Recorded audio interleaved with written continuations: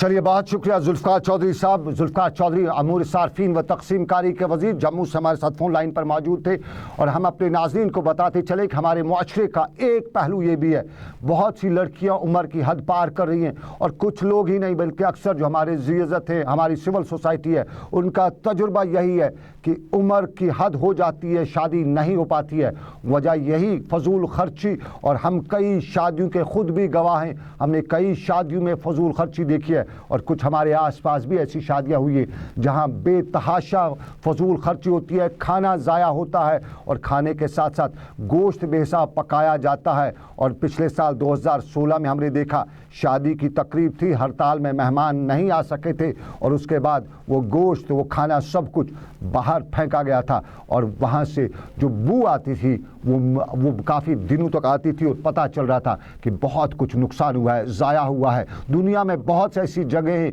जहाँ लोगों को एक वक्त का खाना नसीब नहीं होता है, लेकिन हमारी शादी ब्याह की तकरीबात में खाने को जिस तरह से ज़ाया किया जाता है, फेंका जाता है, वो हम खुद जानते हैं, देखते हैं, और इस पर रोक लगाने की ज़रूरत है, वक्त की अहम ज़रूरत है। और इस ज़रूरत में को तभी काबू किया जा सकता है, इस ज़रूरत को तभी पूरा किया जा सकता है जो मुआशरे के सभी लोग इस पर मिलकर साथ दें। और जहाँ पे भी गैस कंट्रोल की खिलाफ वर्जी हो रही होगी तो ज़रूर बताएं, पास पड़ोसी को बताएं, हमें बताएं, और उसके साथ साथ अगर आप में हिम्मत है, गुर्दा है, तो पुलिस को ले आएँ और बताएं कि हम फजूल खर्ची की इजाज़त नहीं देंगे, क्योंकि फजूल खर्ची करने वाला शैतान का बाई है। ये मज़हब की रिवायत भी है, और इस रिवायत के साथ हमको चलना होगा। लेकिन हम दूसरे मामलात में हम आपको एक नज़ारा कश्मीर के तामीर व तरक्की का ज़रूर दिखाना चाहेंगे। हम तामीर व तरक्की के दावे ज़रूर करते हैं, हम दरियाई जहलम की ब्यूटिफिकेशन की बड़ी बातें करते हैं। साबिक़ वज़ीर आला मरहूम मुफ्ती मोहम्मद सईद ने एक ख्वाब देखा था दरियाई जहलम को साफ़ करने का, साफ़ सुथरा करने का, और उस ख्वाब के साथ ही हमें खबर यही मिली कि तब साल 2007 था। श्रीनगर के छत्ताबल के इलाके में वीर पर सफाई के काम के लिए सरकार ने टेंडर भी तलब किए, और 7.50 करोड़ रुपए के टेंडर तलब करते हुए बहुत सी चीज़ें मंगवाई, वहाँ से बहुत सी चीज़ों को हटाना था, और उसमें एक ट्रैश बोर्ड भी उन टेंडर्स में थी। लेकिन ठेकेदार भी बड़ा कामयाब था, और ठेकेदार ने ऐसी कामयाबी दिखाई कि जो चीज़ आउट ऑफ टैक्स थी, यानी थोड़ी सी महंगी थी,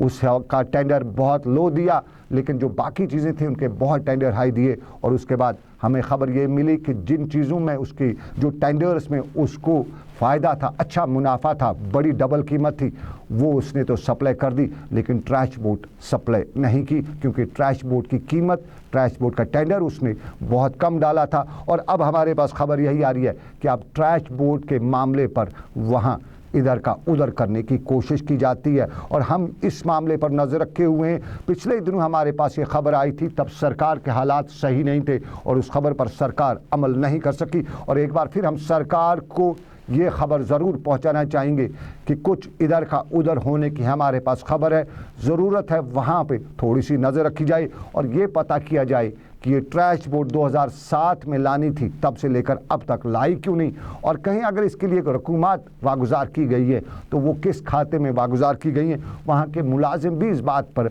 नाला हैं, वहाँ के मुलाजिम कहते हैं कि कुछ ऊपरी मामला है, और ऊपर का ये मामला कहाँ है, इसकी हमें बनक मिली है, लेकिन तार हमें फ़िलहाल नहीं मिले। और अब तार सरकार के पास जो है कि सरकार देखे कि ये तार कहाँ से कहाँ जुड़ते हैं। और ट्रैश बोर्ड का मामला, और इस ट्रैश बोर्ड के मामले में कुछ सेटलमेंट जो हो रही है, वो ज़रा सरकार देखे कि सेटलमेंट से हमारी रियासत को, हमारे ख़जाने को कहीं नुकसान ना पहुँचे। लेकिन और दूसरा मामला, और दूसरे मामले में सिक्योरिटी फोर्सेस ने राजौरी में दरअंदाजी की कोशिश को नाकाम बनाते हुए एक मिलिटेंट को आज हलाक करने का दावा करते हुए बताया है कि राजौरी के केरी सेक्टर में मिलिटेंटों ने दरअंदाजी की कोशिश की, जिससे BSF ने नाकाम बनाते हुए एक मिलिटेंट को हलाक किया, जबकि यहाँ से 2 मिलिटेंट वापस सरहद के उस तरफ फरार हो गए।